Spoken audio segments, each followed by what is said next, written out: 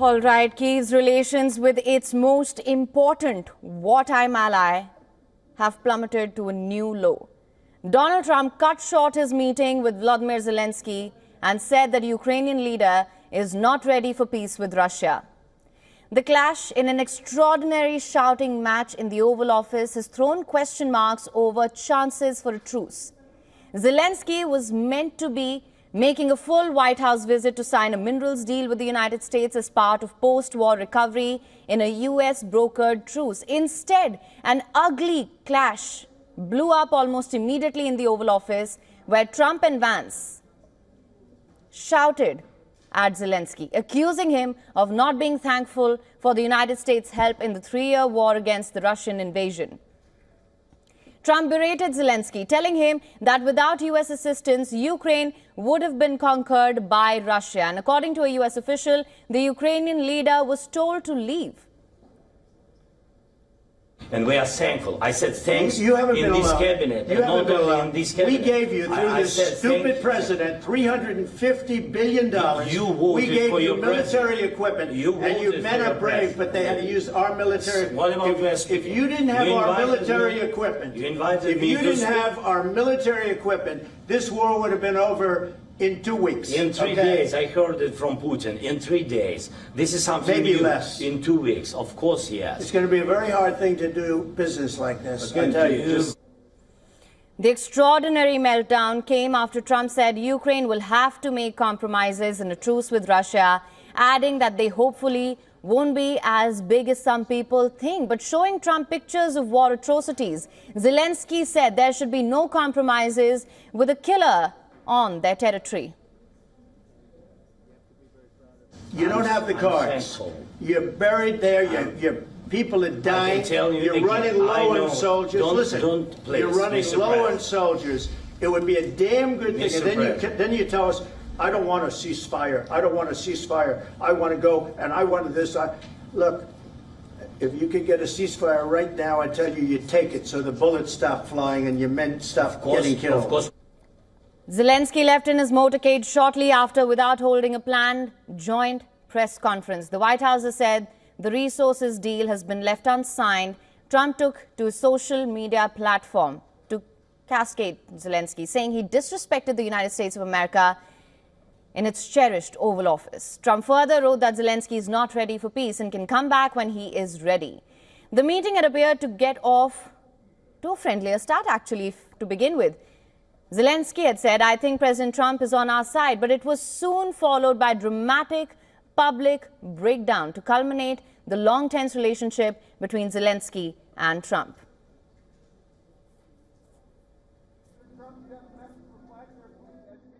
But once we sign that deal, you're in a much better position. But you're not acting at all thankful. And that's not a nice thing. I'll be honest, that's not a nice thing. All right, I think we've seen enough. What do you think? Huh? This is going to be great television, I will say that. Trump has said Zelensky overplayed his hand during their clash, accusing his visitor of wanting to drag out conflict with Russia. While departing the White House for his Florida estate, Trump said he wants a ceasefire now. The U.S. president accused Zelensky for looking for something that he is not looking for.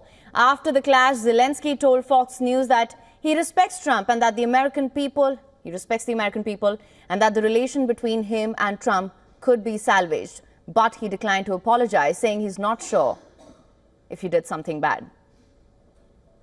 Are you regretting that that happened today? Yes, I think it was not good. I think it was not good. Do you think your relationship with Donald Trump, President Trump, after today, can be salvaged? Yes, of course, because it's relations more than two presidents. It's the historical relations, strong relations between our people. Now, after that spat, Ukrainian Prime Minister Denis Shmyhal has reaffirmed that peace with Russia without any security guarantees is not possible. He said in a social media post that ceasefire without guarantees is the way to Russian occupation of the whole European continent.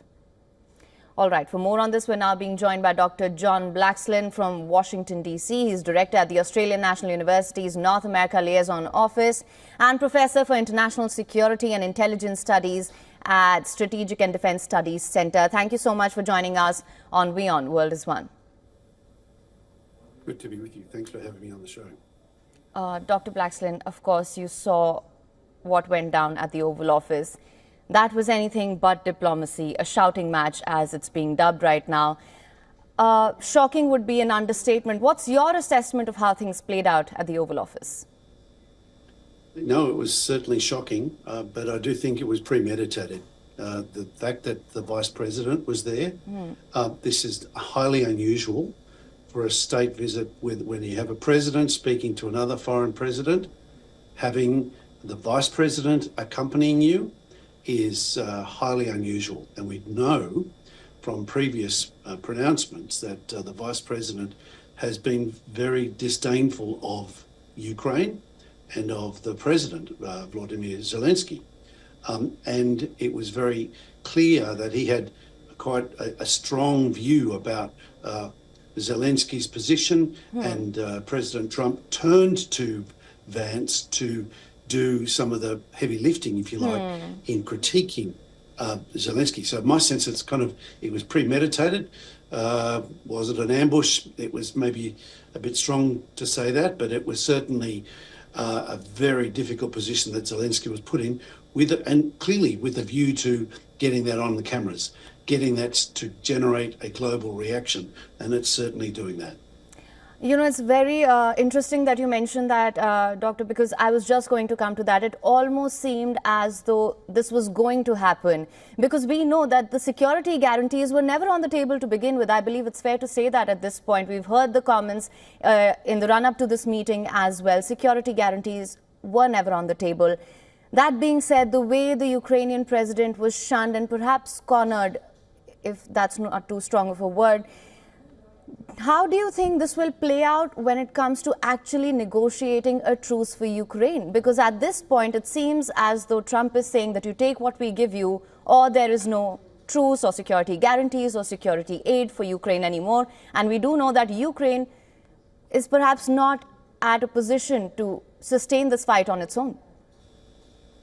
No, that's right. So I think this was part of the conditioning, because I know President Zelensky's taken a fairly hardline position. He's been very reluctant to make concessions, particularly about the territories that have already been taken. And he's demanding from the United States what President Trump is really very reluctant to give him. So this is, I think, an attempt to soften him up. And it's interesting that Zelensky was prepared to go there. But I guess he was probably conditioned a little bit by the experience of the British Prime Minister and the French President, who were there only days before and whom seemed to have good camaraderie with President Trump. It seemed to be an indicator that things were going to work out okay. Clearly, that's not what's transpired. Absolutely, Doctor, because we've been tracking this as well, and the meetings that came before this with Macron, with Sir Keir Starmer, it seemed as though Trump was taking a softer stance when it came to Ukraine, and that perhaps he was willing to listen and give Zelensky a fair shot. That being said, now that this minerals deal has not been signed, what do you think is going to happen going forward? We've seen this affinity that Trump has towards Russian President Vladimir Putin. So what do you think is going to happen going forward on the battlefront? So I think the deal may well still be up for deliberation, but I think we're seeing also a positioning by Donald Trump to make an arrangement so that there'll be some kind of rapprochement with Russia. I mean, the vote at the UN Security Council in support of Russia just recently, this is a breath of fresh air from Vladimir Putin's point of view. This is very much music to the Russians' ears.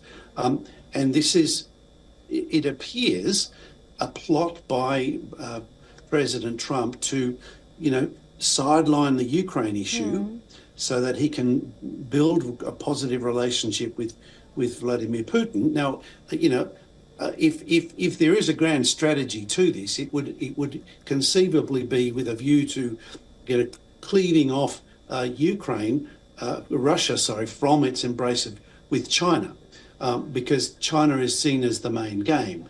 And in terms of the Eurasian landmass, the great power dynamics across Eurasia, getting Russia to disentangle itself from China, at least to a certain extent, to weaken China's position vis-a-vis the United States as it's trying to play a very strong hand in its relationship with China. That's part of the equation. But of course, the backlash to this is that this is generating enormous resentment and fear in Europe. The Europeans are deeply unsettled about this, but it's not just the Europeans, it's the Canadians, it's people around the world, the Japanese in Australia, around the world, across Southeast Asia. I was just talking to friends in Indonesia, just thinking, what's going on? What does this mean? What does this mean for America's reliability when it can flip its allegiance from Ukraine to Russia on a dime, it seems? Absolutely, and you're absolutely right, sir. And we also heard one of the statements that Donald Trump made, talking about how when he hears the Ukrainian president, there's a lot of hatred towards Putin. I mean, we wonder why that is. That being said, you were talking about Europeans as well, and that's what I wanted to ask you. Do you think it's perhaps time for European Union to step up, the European partners to step up and perhaps pull in their weight? Do you think that's going to happen? Because reactions have started to pour in. Do you think they will really rally behind Ukraine? Look, I suspect that's the case. I mean, this is unprecedented. We have never in our lifetimes experienced this kind of political turmoil. The closest thing was the falling of the Berlin Wall. What we're seeing now is another major inflection point, what the previous German Chancellor called the Zeitenwende, this major inflection point that is upending established principles, established beliefs, established loyalties and confidences and trust. And even with what we see with Macron and Starmer going to Washington, it all was fairly superficial, let's face it. It was all kind of on tenterhooks. Everybody's dancing around the presidency, worried if he's going to erupt or kind of have a reaction that is going to be hostile to France or Britain or anywhere else in Europe, because we know he's certainly been hostile towards the Ukrainians and incredibly forgiving and accepting of Russia. This is the thing. No labelling of Vladimir Putin as a dictator. No accusation of Russia for its war crimes. No reaction to the photos that Volodymyr Zelensky was trying to show him.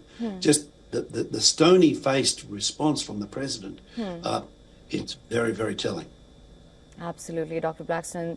You make some very pertinent points. Thank you so much for joining us on WION World is One with your insights on this. Of course, Ukraine's biggest backer saying that it's overplayed its hand and it does not have the cards to play any further. That's not going to inspire confidence at all. That being said, of course, it remains to be seen how things pan out going forward. But for now, thank you so much for joining us. For latest news, download the WION app and subscribe to our YouTube channel.